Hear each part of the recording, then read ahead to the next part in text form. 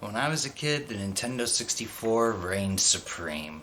I remember when it came out, it was so impressive to see 3D graphics for the first time. I was the kind of kid that got bored of just walking left or right. I wanted to see what was over the hills. So then when we got some 3D games in, and you can go in any direction you want, I was happy. And 3D was the only thing I was interested in back then. I remember as a family we all sat down and popped in Ocarina of Time into our Nintendo 64, and as the title screen lit up, we said to ourselves, we'll never improve from here.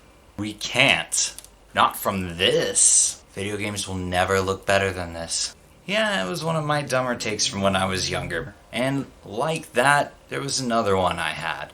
The Mario Cam. The camera in Mario 64 is pulled back so that way you can see everything around Mario so you can navigate him around obstacles efficiently, just like you would in 2D games. Only when I was a kid, I wanted the camera right behind Mario's back because I thought that was the supreme way to play.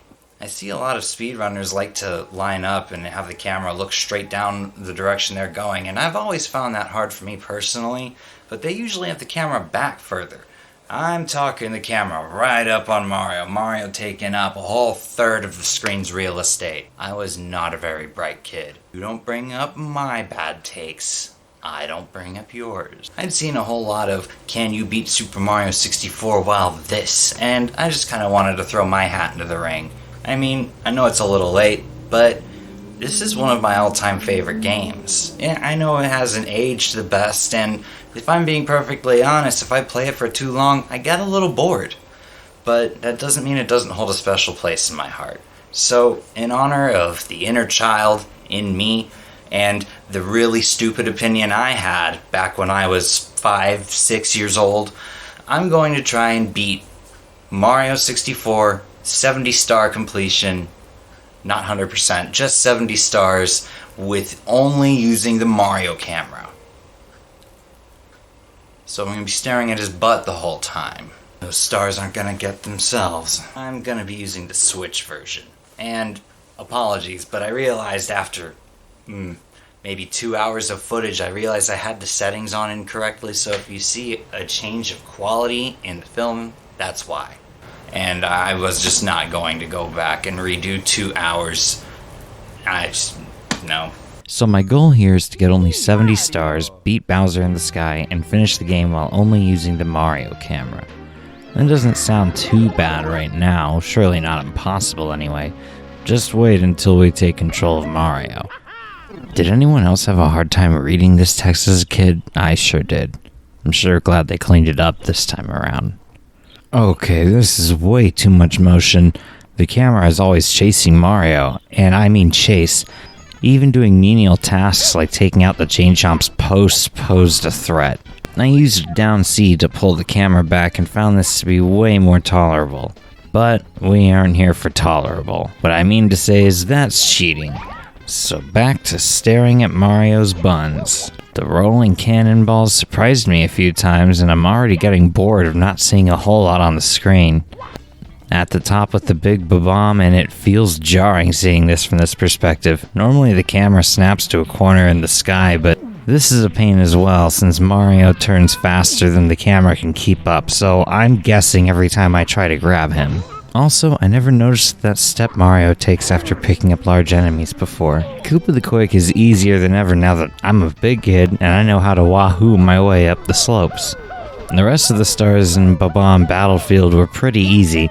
The Princess's Slide is easy for me, even without speedrun strats. I can nail the fast time almost every time. Camera made no difference here. Now Thwomp's Fortress. Here we can see the major disadvantage that Mario Cam brings us. The inability to see what obstacles are doing ahead of the one you're currently staring at. What's this? When in shallow water, the camera looks over Mario's head. Why can't the camera do this everywhere else? Anyway, after suffering some mild dizziness, I face off with King Thwomp. I got him, but I'm ashamed to admit, I did lose to him once. Hey, I can't see behind me. The only other star that was tricky was the one where you're supposed to use the cannon, but it's more fun doing it this way. Just to see if I could. I used the owl to get the caged star with no issues and blasted at the wall with just as much ease. The winged cap stage didn't prove to be very challenging, even with my arbitrary rule. Next is Cool Mountain. Right away I go for the slide, and again, no real added challenge to report on here either. Reuniting the baby penguin was easy until I got to the bridge. Child me died a lot to these jumpy bastards. It is so hard to tell if I'm too close or not. Trying to control Mario in confined spaces carefully is a joke too. I struggled to stay on here and even line up a jump. The red stars were no problem, but this camera angle always makes it look like I'm not going to make this jump. I personally have always had a hard time getting the snowman together. Even to this day, I don't know what I'm doing wrong. I got very lucky and scored this star by accident. Discovering wall kicks for me as a child was like discovering magic. Now doing it in this perspective is making my eyes and my head hurt. I almost screw up on this narrow walk too, but look, the camera anticipates I'm going to fall, so it snaps down just to snap back up when I grab the ledge at the last second. My eyes are hating this, but maybe Big Boo's haunts will be easier on the eyes. Walking up to this mansion, I realize that I'm going to look at the interior of this place very differently. Normally the camera stays in a set corner like a security camera, or kinda like Resident Evil. But now I get to watch the rooms unload and what is that? Killing these eyeballs is making me sick too. This isn't fun at all, for anyone. No challenge to report on really, just starting to feel more sick as I keep playing. I couldn't beat this all in one sitting. I had to play it in 1 hour intervals because that's all I could reasonably tolerate. I almost missed the jump that takes you to the second floor at 1 star because I forgot to look up. This is a recurring problem.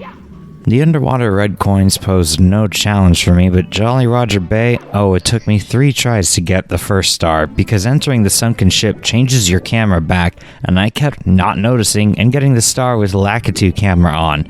But I'm a man of my word, so I redid this properly, eventually correctly. I wanted to see if I could do the metal cap skip here, and I can. So I go straight to Bowser in the dark, and some of these harder polygonal shapes in this camera angle are doing me no favors. The walkway to the spire in the middle wasn't even visible when I was standing on it. Getting behind Bowser was just as luck-based as Big Bomb, and trying to nail a Bowser throw was just as hard as ever. When I was a kid, that big boom in Bowser's yell used to scare me. Honest. Downstairs we go. Straight to Bowser's Submarine. No problems here. Went back and caught Mips, then went to my inner child's favorite level. Dry desert. Here we go. I even nailed the spin jump right into the roof. And it never happened again. Trying to control the shell is a nightmare, especially if you accidentally steer on a pillar. I made my way around the inside of the pyramid no problem, and I discovered kicking is the fastest way to traverse sand. Gonna try it next time I go to the beach. I'll keep you guys posted. Even fighting IROC was surprisingly easy. Now to Child Me's second favorite level. Oh man, this is not fun. Landing in lava sends Mario in the air. That's normal, but now I can't see where I'm going because all I see is the skybox. Boiling the big bully was easy, but traversing this place is the real challenge here. See, the bosses even kill themselves sometimes. The next bully fight was easy as well, and I used the old wing cap to skip the old log, and then I went straight to the red coins, where the Bowser puzzle isn't even visible until you hop and land on it. Got a freebie star from Toad, then went to Hazy Maze Cave. Hey, this isn't so bad. It's almost like this was made for this. Wait a minute. No. I'll do that later. For now, let's knock out some easier ones. So I empty the moat, and now it's time for the blue switch place. I hate it here. Getting these red coins isn't so hard, but the repetition kills me. What repetition, you ask? I keep dying here at the flipping platforms. Eventually, though, I overcome. Look at that life counter jump, by the way. That's how many tries it took, because I kept going for the mushrooms. I didn't get the red coin star here because I kept trying to skip them for time because I didn't want to keep getting all the red coins just to die at the jump. And then when I did finally make it across the platforms, I failed the jump back, and I wasn't going to do that level again. Bowser in the Sea of Fire is... Okay, I'm gonna go back to Dire Docks and get a star or two to feel better. I went to go pole jumping for the red coins, and did I do something wrong? Where are the poles? The sub's still here. Was I supposed to defeat Bowser first? So, I go back to clean up some stars I missed with all of these caps I just got. No challenges to report there. Bowser in the Fire Sea, though, strikes again with trustfall-looking slopes. Fighting Bowser was hard as ever, but eventually, in my haste and frustration, I pressed forward on the stick while the camera was changing position and walked myself off the platform. Fast forward, Bowser dead, upstairs we go. Straight for Wet Dry World. This one is special to me because of the Got Milk commercials, but right now I'm looking just as dumb as those kids. I cannot make this jump. Not super hard to get around like this though. Let's try Rainbow Ride. You know, this is one of my favorites as a kid, too. I told you I was a dumb kid. So how did it go? Tick-tock clock. Nope. Never mind. So, I go back to Tall Mountain. I know I can skip the slide here, but I was a big fan of this slide when I was younger. I felt like I truly discovered this place on my own. Now, the verticality of this stage makes it really dizzying and slow to figure out where I'm supposed to be going. I eventually get all the red coins, where the wall gave me the most trouble. I was never good at jumping on these mushrooms. These mushrooms always gave me anxiety. I had never thought I was gonna make them. I always slid off. When I was younger, I did not know this level existed at all. Honestly, I didn't notice the painting in the mirror at all. I first played it on the DS version and thought it was exclusive to that version. I was laughed at that day. And this is the worst for this camera. So much white. What am I even looking at here? Also, it turns out we were supposed to hop on the penguin's head to get across instead of using him like a shield. Back in Wet Dry World, I went and got the red coins in the town and almost missed this place entirely because I didn't look up. But other than this spinny platform, nothing else interesting to talk about here with this camera angle. Back to Lethal Lava Land's volcano to do some star cleanup. This angle makes all these jumps seem challenging and nerve-wracking. Almost forgot this guy's star. Like this leap of faith to the poles. I go to Hazy Maze Cave to get my 70th star and to see if I can do the metal cap skip with the underwater switch. You don't want to know how many tries that took. Finally, up the staircase to the last Bowser level. This level is not ass cam friendly. There's a lot I can't see, and making it past this Chuckya is more frustrating than it usually is. This guy was the bane of my existence. Going up and down this green Lego walkway feels like a fast drunken sprint, but we're finally here, and time to fight Bowser one more time. As usual, the camera didn't pose much of an extra challenge during this fight either, and with the respawning 1-up mushroom, I was sure to pull through eventually. And there you have it. It is possible to beat Super Mario 64 while staring at Mario's butt the entire time. It's been a hell of a ride, and I will never play through this game like that again. My eyes hurt from watching over this footage alone. Whew, boy, am I gonna regret that later. Now that I've made the 70-star requirement and beaten Bowser with this camera setting, I feel like I've done a service to the child in me. You're welcome. I did play through the whole game the way you thought was best. You were wrong, but I did it for you. Do yourself a favor, don't try. Don't do that. Yeah, you switch through the cameras just to line up your shot and to get a good angle to see where you're gonna go, but you're not gonna run around the entire game like that, so do not try that.